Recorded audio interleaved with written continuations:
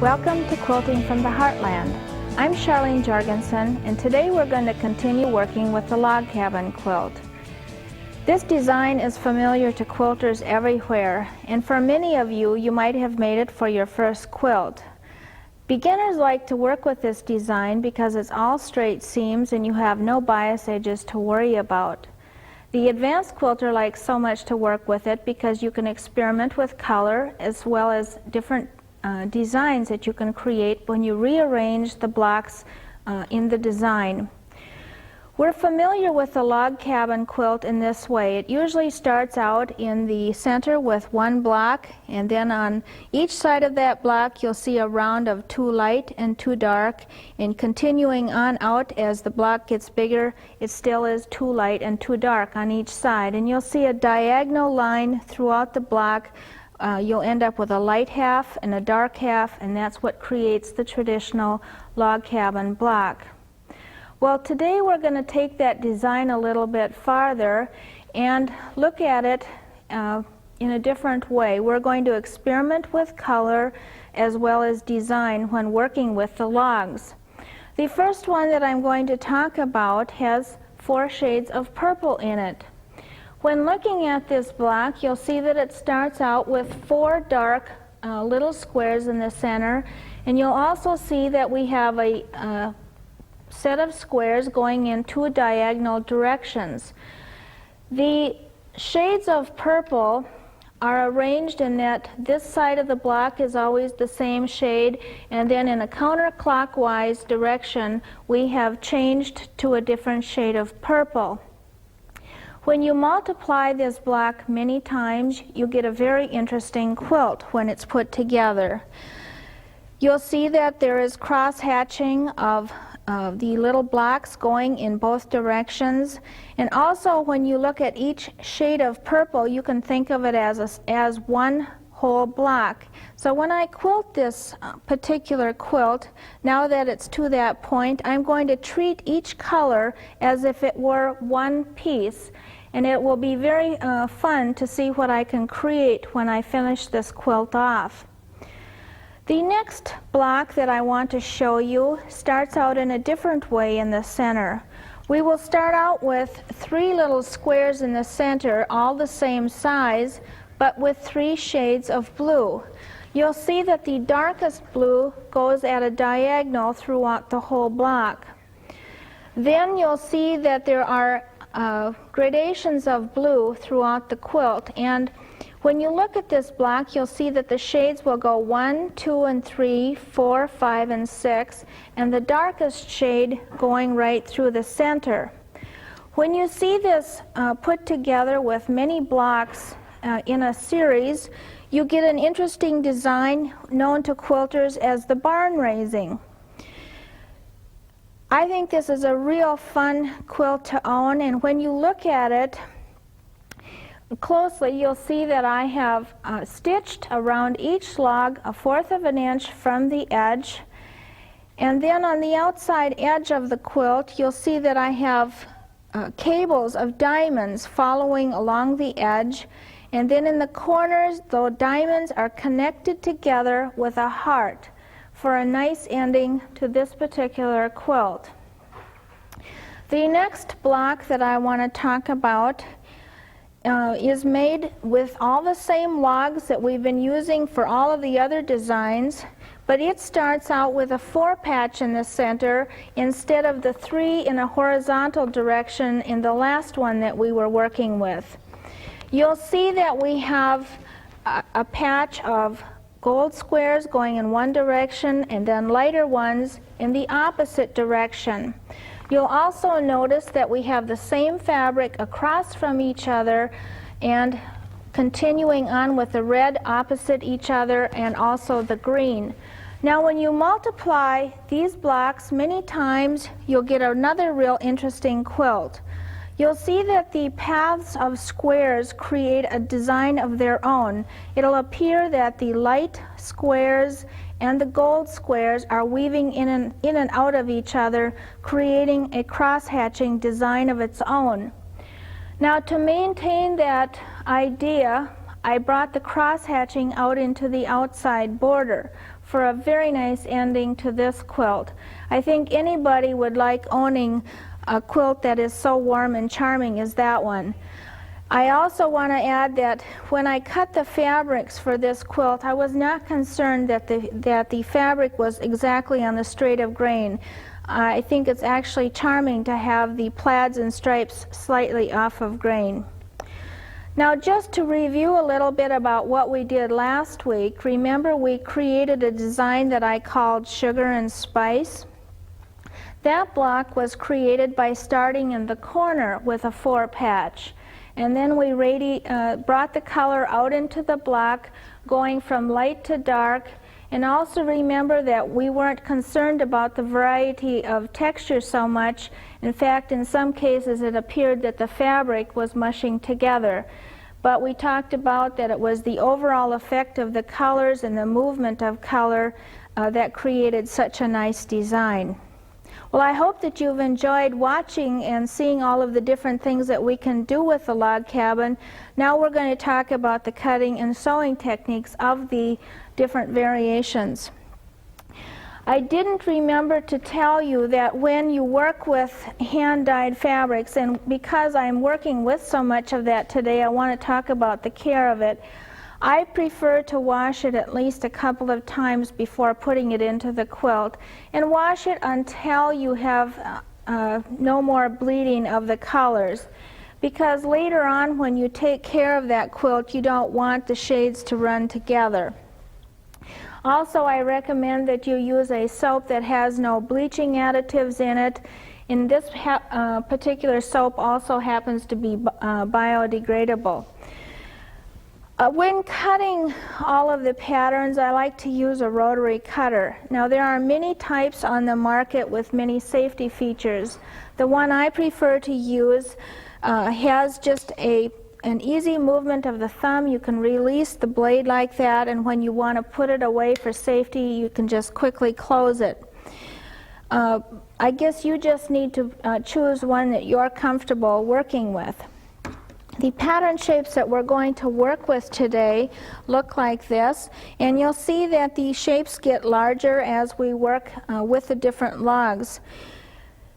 I prefer to cut the logs for my log cabin before sewing. Now, there is a sewing before cutting method, but I found that it wasn't as easy to be accurate, and I didn't end up with square shapes, square blocks when I was always done with a block. Also, I know that when I'm sewing with these logs, that I know that if I haven't matched up the seams just right, that my seam allowance might have been off. And I'll talk about that when we start sewing a little bit later. When cutting the shapes now for the blue quilt, and that's the one we'll start working with today, I mentioned that we start out in the center with 3 squares in a horizontal direction. So of course you could cut all 3 of those fabrics at the same time. So you would lay those 3 on top of each other, folded in half. You could straighten them at the same time to save time, and then you could cut strips for that particular block. The same would be true for these 2 fabrics out here. Cut them at the same time until you had enough for the quilt that you wanted to make. Now, the size of this quilt, of course, is determined by the number of squares that you put into it, and also by the number of rounds that you're going to make in your log cabin block. You can change the design by stopping with this amount of square, or I call this 1 round when you go around the center 1 complete time. The log that we're going to cut right now is from the C piece, and ahead of time I have already put the 2 fabrics that we will be cutting that particular piece from. I have folded them in half and matched the selvage edges up over here. We will straighten them at the same time, and then we will be ready to cut the pieces. Match up the edge of the ruler with the edge of the fabric over here, and in one time we'll be able to cut both of those fabrics and make them straight. Now, I shouldn't say never, because then I would probably do it if I said never, but always try to move the fabric on top of the board. so that you don't disturb the straightened edge. Then after you have it straightened, you need to cut strips to accommodate the length of the template instead of the width. Lay the template down on top of the ruler and you'll see how wide you need to cut those strips. Then move the ruler over to match the straight edge of the template with the straightened edge of the fabric. And again, you'll cut the strip like this. For all of the log cabin pieces, I cut the strips of fabric, the width to accommodate the length of the template instead of the width. Then move that set of strips up on top of the smaller mat board so that it's easy to turn your work as you're going around. Now we'll turn it this way so that we can lay the shape up here. Notice that I have put grips on the back sides of them to keep them from sliding when I'm cutting. It makes it one more way to stay accurate when cutting out the logs. Cut off this end and then turn the board, being careful not to cut yourself, and then each time you finish, make sure that you close the blade. And I'm not going to cut anymore, but you would just simply move that template along until you have cut all of the pieces that you need.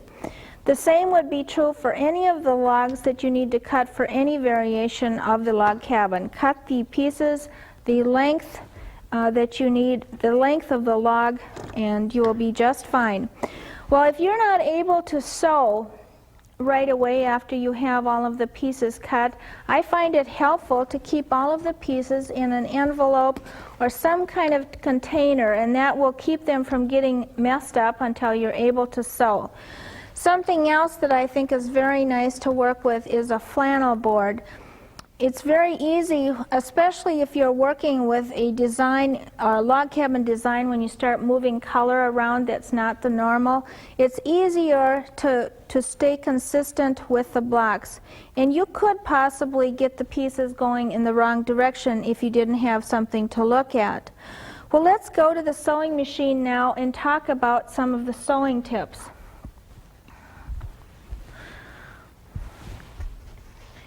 We'll be sewing the seams with a scant 1/4 inch seam allowance, and we'll be using 100% cotton thread, and of course you would choose a color that would match the majority of the colors. Probably if you were chain sewing, you'd probably work with one shade of blue and then go on to the next one, and it is important to try to match the color fabric that you're working with. And if you're working with a multiple or many colors, then pick a color that would match the majority of the background in the fabric that you're using. When sewing this first combination of pieces together, we'll start out in the center up here with 3 squares going through the center, and then we need to put the piece on the top and on the bottom. I'm not going to actually sew those pieces together, but I wanted to show you actually how that block started out. And I'm going to turn it over now to the back side so I can show you what it looks like on the back side. Now I have chosen to iron all of the seams open instead of to one side. Now if you decide to iron them to one side, that's okay. That doesn't mean that you've done it wrong. I just happen to prefer to do it this way, and I kind of look at it this way, that if it's okay to iron seams on close open, it surely must be strong enough in the quilts. And I think I've mentioned it before, but if you stitch 1/4 of an inch on both sides of the seams, it certainly is going to reinforce that seam, and if you machine quilt, it surely will be reinforced. Notice then how we have ironed these seams open, and then also the one going through here. After this step is done, then we need to start adding more logs on each side. So this one over here will go on, and then this one over here. And this is what it will look when we're this part this far. Now this is one complete round, and now we have 1.5 rounds when we've added this piece on. Going down into this block here, this will complete the second round, and we'll stop here and sew these pieces on. Notice now how the colors are getting a little bit darker as we work our way out. Now I like to use silk pins for all of my pinning because the shaft of the pin is so nice and small, and I find that once in a while I'm guilty of sewing over the pins, and so if that happens, it doesn't seem to be a problem. Now when matching up these seams, insert the pin 1/4 of an inch from the edge right on the seam line on the top and then again on the bottom, and snug it up, and then put another pin on each side of it. If you were making a whole quilt like this, then of course you would do a lot of chain sewing, and that saves time as well as thread. When sewing this seam, now don't do any back stitching, but just start out from the edge. And I did mention, I guess, that you have a scant 1/4 inch seam allowance. Now I'm sewing with, of course, a white thread so that you can see what I'm doing. And just before you approach this pin, then remove it and check underneath to make sure that it's laying nice and flat. And then continue on. Now the reason I don't back stitch is so that you don't have that bulk in the corners. And each time you're getting ready to sew over seam, check underneath to make sure that the seam is laying right. Now this is a good example of how nice it is to have the cut before you sew method, because I know that when I get to this end, if this matches up, that my seam allowance is right. Also, I know now that all of the logs are exactly the right length. The other thing I like about it is that you don't have to go from the cutting table to the sewing machine to the ironing board. You can just stay at the sewing machine and sew after all of the pieces have been cut. After you have made that seam, then clip the threads, of course, and see how nice that makes a nice perfect corner after you have pinned and sewn it that way. Turn it over and take the time to finger press so that you don't have those wells in the seam. And then if you have your iron, of course, handy, you're going to be more apt to iron. Otherwise, you might think you can get by without doing so. Then you'll be ready to add the next piece on the other side. And that's how easy it would be then to complete that second round. And you just continue working on a round until you have completed all of the rounds, and you'll end up with a block like this. The sewing techniques will be the same until you have completed the whole block, and adding as many as you want. And it's when you get many of these blocks sewn together and start moving the design around, you'll see that you can create other designs by just moving the colors around. Now this would be a different way that you could arrange that same block that we saw on the other quilt that was on the wall. So you see how easy you can create designs of your own. The next one that I want to talk about a little bit is the plaid one that I showed you earlier on in the program. Now that one started out with a 4-patch in the center.